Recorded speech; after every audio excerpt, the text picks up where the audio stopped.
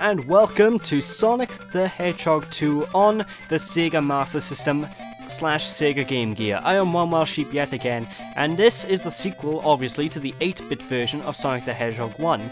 Now this is a playthrough I actually wanted to tackle quite a lot longer back on my channel, but I only just got around to it recently purely because I've had a nightmare trying to record this. My cartridge just refuses to work properly. I've had so much issues trying to get this to run. But I managed to get it done once, and here we are with the playthrough. Because this was originally meant to be recorded back before I tackled the original Sonic 2 LP. Because this game, folks, takes place before Sonic the Hedgehog 2 on the SEGA Master System, and it was actually released first out of the two games. And to start things off, we are now in Underground Zone? Oh, that's a bit of a change. We normally start off in a green hill sort of environment, so, oh, well, you know.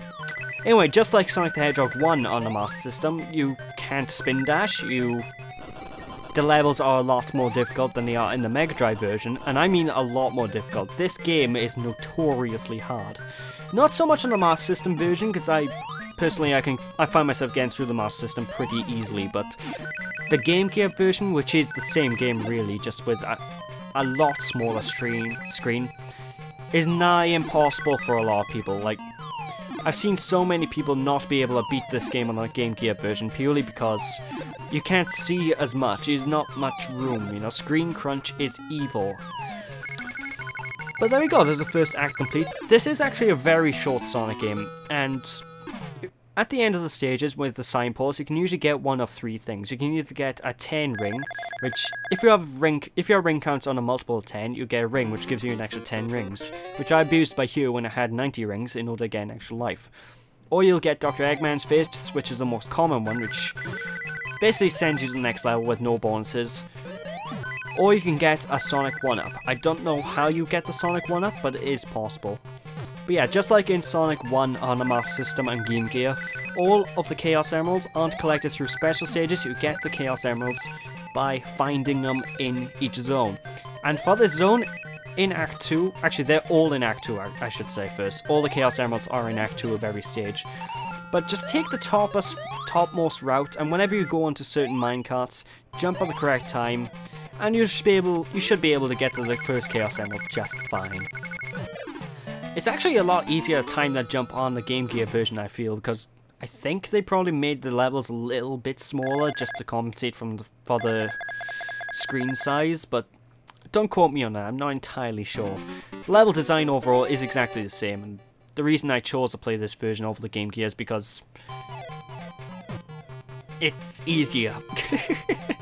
And the fact the Game Gear has the tiny screen, so it's a little bit more interesting to watch as well, people, you know?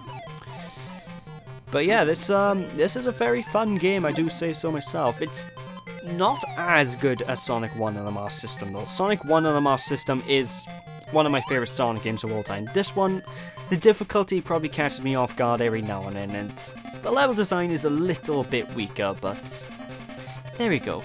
And why did Eggman catch us? That's the stupidest move he's ever made. Okay, maybe that's a stretch, but why would he catch us? We were about to die. We were about to land in lava with 0 rings. Eggman, you're an idiot. But anyway, this first boss fight by you is really easy. You're just standing in this one spot where Eggman drops you and time your jumps. Jump over the balls that come from the left of the screen, and it'll destroy the little pincer thingy on the right of the screen. After it hits enough times, the pincer will get faster and faster, and when it starts doing this whoop whoop whoop whoop whoop wavy arm thing, Eggman's gonna try and charge you, jump over Eggman, and that's the boss. It looks easy, but trust me, it's deceptively difficult. Honestly. And if you're playing this on the Game Gear, good luck even getting past this boss fight, because the screen crunch ruins your timing. You have no way to know when you're meant to jump over the things, and actually, the balls that bounce up from the left also jump at different heights in the Game Gear version as well, so it's just a bit of a pain in the arse. Let's just be fair. Anyway, time to get to the second zone of the game, Sky High Zone, and honestly, one thing I'll have to say is, on the Game Gear version of this game, if you can get past this zone and the first zone, the game is easygoing, because these are the hardest 2 zones on that version of the game, because they rely so much on you being able to see, and if you can't see, obviously, you're gonna have issues, aren't you?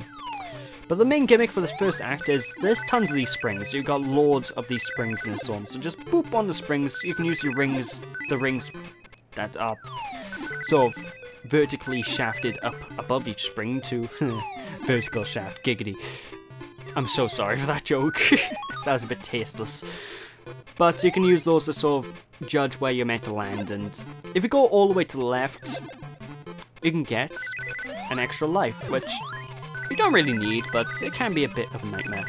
And also, if you'll notice, my life count is a little bit off with this level, because I did die in a stage, and I gained more lives than I initially had, unfortunately, but I'm not gonna lie, my death wasn't my own fault, my jump button didn't work. So, there we go. But anyway, Act 1's pretty easy, and at the end of at the first act, there's this hang glider thing. Loads of people have trouble with a hang glider. All you need to do is grab onto it, and then keep tapping left. If you keep tapping left, you'll stay where you are, and you'll get through just fine. And you'll probably get an extra life as well, because getting rings in this game is... There's tons of rings. There's more rings than I think there are in most Sonic games, so... Yeah, again, lives is not a big deal in any way. Anyway, Act 2 of Sky High Zone offers you jumping amongst all the clouds. And this stage annoys me, for 2 reasons. 1, you can't really tell what clouds are platforms if you look at a glance. And 2, the Chaos Emerald is an absolute nuisance to get hold of. Seriously, getting all the Chaos Emeralds on the stage is a nightmare. There's 2 ways you can go about getting it. You can either use the hang glider to start and manipulate the physics somehow, which I've never been able to do. I don't know how you're meant to use it to get the Chaos Emeralds, but apparently that's how you're meant to. Or you can do a jump and jump on a very specific cloud with enough momentum that'll shoot you all the way to the Chaos Emerald, which is... the Chaos Emerald's literally miles in the sky, so... yeah. There it is right for that. You might have just not been able to see it. I didn't have enough momentum to use the hang glider. God damn it, game. Ugh. But yeah, it's overall not that bad a stage. It can catch you off guard if you're trying to get the emerald, but it's very straightforward and you're not likely to die. This is before dimps, ladies and gentlemen. This is before they added bottomless pits as a level design gimmick. Oh, I'm not looking forward to the Advanced Trilogy. Well, I say Advanced Trilogy. Advanced 1 is pretty good, so I'm not looking forward to LP and Advanced 3, mainly. That's the one I'm not looking forward to. Ugh. I shudder to think about that game. But anyway, that's beside the point. Time to head on to the boss act of Sky High Zone. Now, all those jumps I made, those were bottomless pits. Don't jump down them. And to start things off with this boss, he's going to shoot up badniks from the bottom of the screen. Just spin into them, and you should be fine and dandy. Or you can jump into them as well. It's up to you, really. After he shoots up 2 waves, you'll be sending off... You'll basically fall through the clouds into the second half. And you've got these little turrets that actually shoot these mini badniks at you. Destroy those turrets, and this bird thing will show up. Now, this bird thing shoots a fireball at you periodically, and this fireball will homing on you. But if you're good enough, you can sort of get yourself into a rhythm, and the bird will never shoot a fireball again, because there's like a second delay between you hitting it and it shoots a fireball. So if you sort of do a circular motion and run back and hit him, you can stun lock him and never get hit in that boss fight. Also, Niels, one thing I should say, this game's boss fights, much like in Sonic 1 Master System, no rings. If you get hit once, you die. But fortunately, the boss patterns are very easy. You know, they're easy enough to not get hit by, so there's that. Anyway, this stage by here, I actually quite like, because it has quite a unique feature that none of the other versions of Sonic has. You can actually bounce on the top of the water. If you're in ball form and, well... yeah, if you're in ball form, you can basically bounce on the top of the water, surface of the water, and there you go. And there's actually a hidden 1-up right behind this pillar. So if you need 1-ups, just go behind that pillar. I've already gone over 9 1-ups now, so I don't really need it. But I digress. Anyway, when you get hit underwater, it's a nightmare, because the physics just don't want to work with Sonic, you know, you just get sent half a mile back. It's such a nightmare. And you might have noticed in the previous stage when I was actually getting the Chaos Emerald, I did a little rolling jump before I jumped on the spring to get the emerald. When you roll and then do a jump, you actually gain a massive boost of momentum, and so that's something that I recommend. But anyway, past Act 1 of the stage is done. Aqua Lake, okay, I forgot the name of the stage for a second. Now Act 2 is basically a full-blown underwater level, and you start off outside of the water, but when you get to a certain point you're underwater. The only problem I have with this stage is there's no graphic to let you know when you're underwater or if you're above water. You have to just rely on the physics, but the majority of it's an underwater stage, so it's easy enough to figure out. But yeah, it's a very slow level, and the main gimmick of this level is primarily these bubbles. Now, bubbles are going to be drifting up from the bottom of the floor, as with all Sonic levels that are underwater. Obviously, you have a limited amount of time to get through the stage, or get a bubble, because obviously you have limited air, you can't breathe underwater. Sonic the Hedgehog, I can breathe in space, but underwater, that's no good. Seriously, you can... I never understood that about the games. You can breathe in space, but you can never breathe underwater. It always confused me. But whenever there's two types of bubbles anyway. These bubbles that allow you to ride on the inside of, and basically you jump into them, you're automatically inside. You can either push up or down to speed up and slow down your movement up and down, and you move left and right to move left and right. And you do need to know this to get through this. You need to use these. Trust me on that. But for the most part, it's still a fairly easy level when you know what you're doing. Like this entire game, on the Master System, it's really easy. Apart from like one or two dick moves that we're gonna see later on, I can't see people having too much issue with it. Maybe I'm just that good, who knows? Although the placement on that crab meat is pretty dickish because of the way the physics work. Like I said, gravity doesn't want to work with Sonic whenever you get hit underwater. You just get sent flying. Anyway, we got a bit of an intersection by here. Go up. Use this bubble and go up, because this is the only way to get to the Chaos Emerald. And much like Sonic 1 on a Master System, and I'm pretty sure every 8-bit Sonic game now I think about it, well, by here, hold left by here. When you get... There's only 6 Chaos Emeralds in this entire game. They don't have 7. They never introduced 7 until Sonic 2 on the Mega Drive, on Genesis, for some reason. So, yeah, we still only have 6 Emeralds to deal with, folks. Which means no Super Sonic, sadly. Damn. Damn it all. Anyway, we're pretty much on the last stretch of the zone by here. You jump into this bubble and we'll be able to slowly ride on up to the top of the screen. Watch out for at the sides of the screens by here, because you're going to have these little arrow things that are going to shoot out. If you're going too fast, the arrow will hit you, and if you're not...